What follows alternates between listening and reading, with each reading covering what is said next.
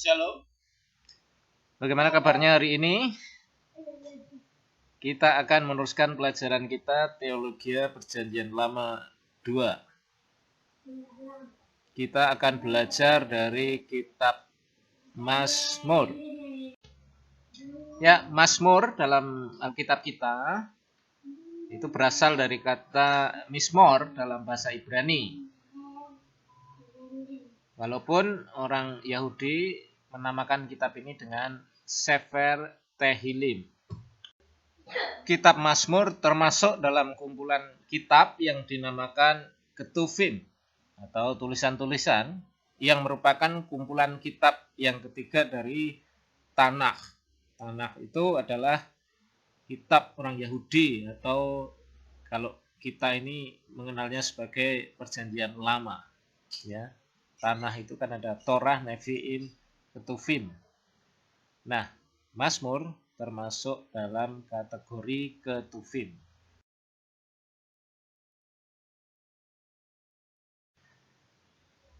Perkataan Mazmur berasal dari bahasa Ibrani yaitu Mizmor. Mizmor itu sebenarnya artinya nyanyian yang dinyanyikan dengan diiringi alat musik. Kalau dalam Arabiknya, bahasa Arabnya adalah Zabur.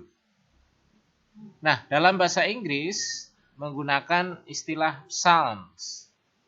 Psalm ini berasal dari kata Yunani Psalmos. Kata Psalmos berasal dari kata psalo. Psalo artinya memainkan musik atau memetik dengan jari. Di dalam Alkitab berbahasa Ibrani tidak digunakan kata Mizmor sebagai nama kitab, melainkan Sefer Tehillim. Sefer artinya kitab atau gulungan kitab. Tehillim itu artinya puji-pujian. Atau biasa juga kalau orang Jawa itu ada istilah tahlil ya. Tehillim, puji-pujian. Penulis. Kebanyakan pendapat mengatakan bahwa Raja Daud adalah penulisnya. Ia disebut seorang Zemirot atau pemazmur. Misalnya dalam 2 Samuel 23 ayat 1 dikatakan, inilah perkataan Daud yang terakhir, tutur kata Daud bin Isai dan tutur kata orang yang diangkat tinggi, orang yang diurapi Allah Yakub, pemazmur yang disenangi di Israel. Ya. Dalam bahasa Ibraninya itu Zemirot Yisrael, pemazmur Israel ya, Zemirot. Namun demikian ada juga penulis mazmur yang lain, misalnya Musa, Salomo, Asaf, Etan, Heman, dan anak-anak Korah atau Bani Korah. Tentang para penulis mazmur tidak banyak yang dapat dikatakan dengan pasti. Dalam judul banyak mazmur disebutkan nama seseorang. Yang pertama Raja Daud 73 kali. Kedua Asaf 12 kali. 3 anak-anak Korah atau Bani Korah 11 kali. Etan 1 kali. Heman 1 kali. Musa 1 kali. Dan selanjutnya Salomo 1 kali. Nama-nama tadi tidak otomatis menunjukkan bahwa dialah sang penulis dari mazmur ya, dari nyanyian itu. Misalnya, kata Mizmor le David. Mizmor le David misalnya ya. Mazmur untuk Daud. Nah ini tidak jelas karena le itu adalah preposisi atau kata depan yang artinya ke, kepada atau untuk. Jadi tidak selalu menunjukkan kepada si pencipta nyanyian itu. Tapi mungkin mendedikasikannya. Misalnya Mizmor le David. Berarti mazmur ini atau nyanyian ini didedikasikan kepada Daud. Ya. Nah, hanya kemudian sering orang mengartikan bahwa Mizmor le Daud ini ditulis oleh Daud. Ya. Tapi tidak demikian. Ya, tidak ada kepastian dari penulis dari mazmur itu sendiri. Jumlah pasal dari Mazmur adalah 150. Nah ini dibagi ke dalam 5 buku atau jilid.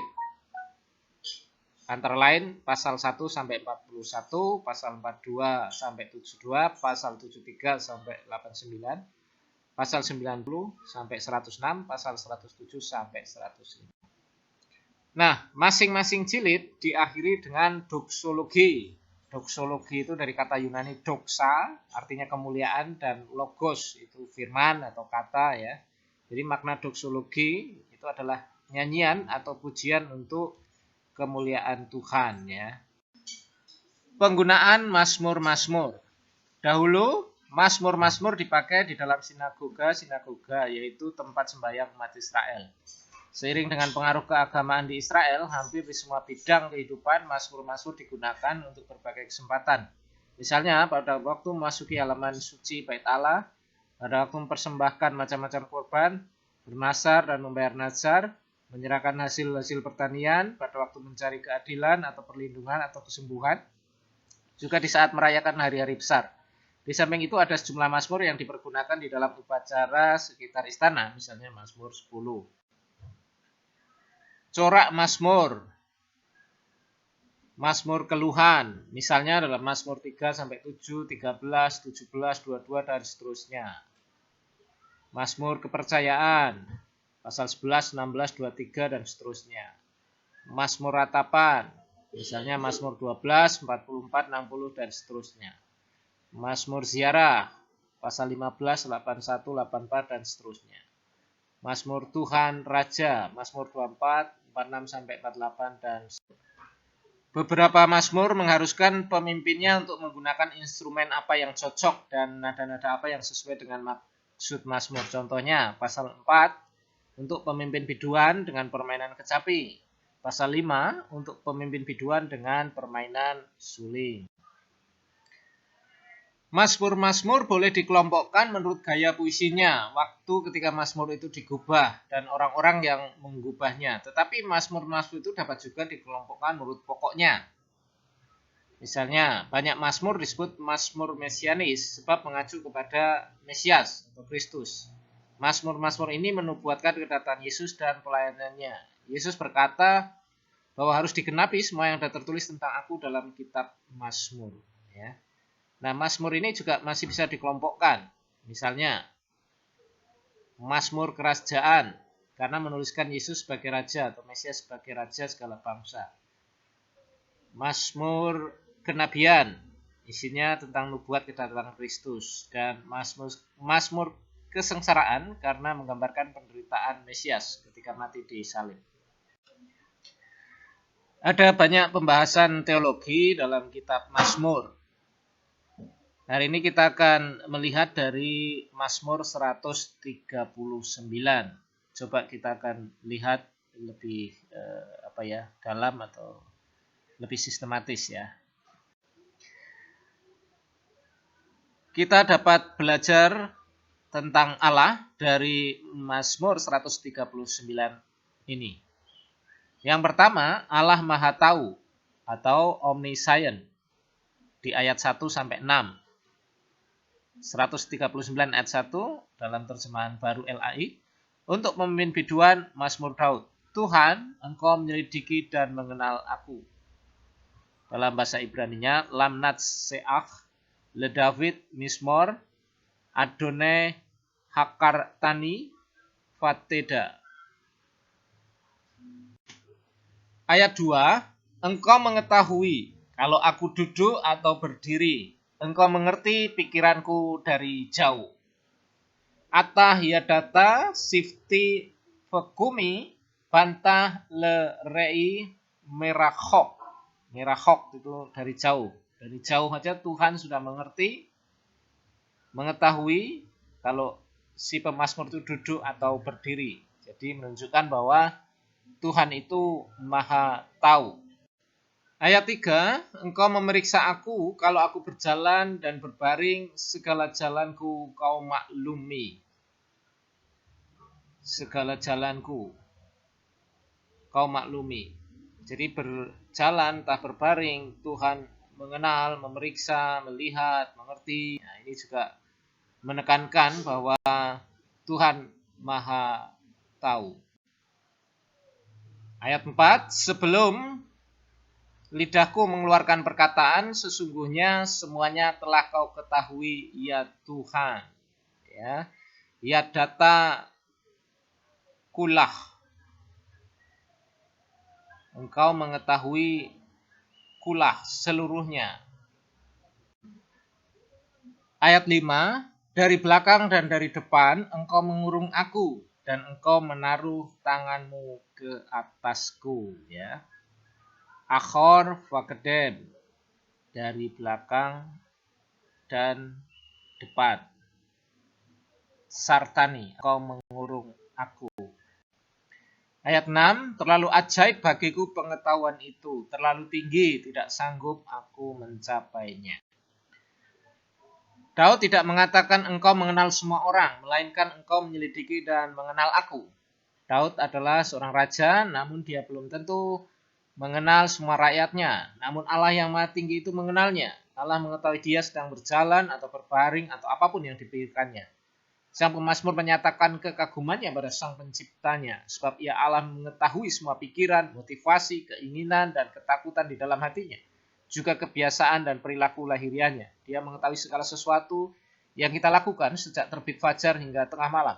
Dalam segala sesuatu yang dilakukannya, Allah mengelilingi kita dengan perhatian dan perkenanannya.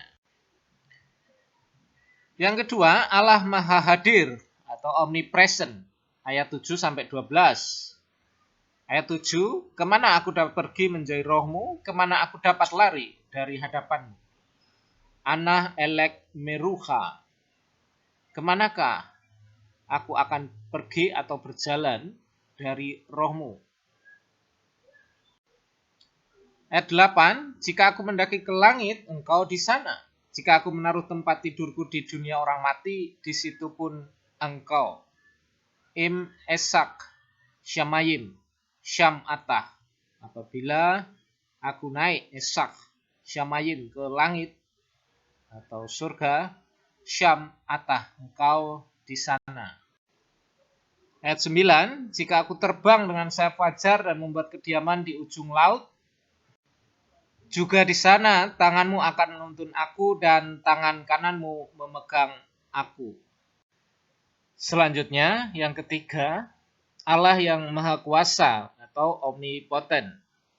Kita dapat lihat dari pernyataan di ayat 13 dan 14. Sebab engkaulah yang membentuk buah pinggangku, menenun aku dalam kandungan ibuku. Aku bersyukur kepadamu oleh karena kejadianku dahsyat dan ajaib. Ajaib apa yang kau buat dan jiwaku benar-benar menyadarinya. Di sini kemahakuasaan Allah ditunjukkan melalui bagaimana dia menjadikan seseorang, membentuk manusia.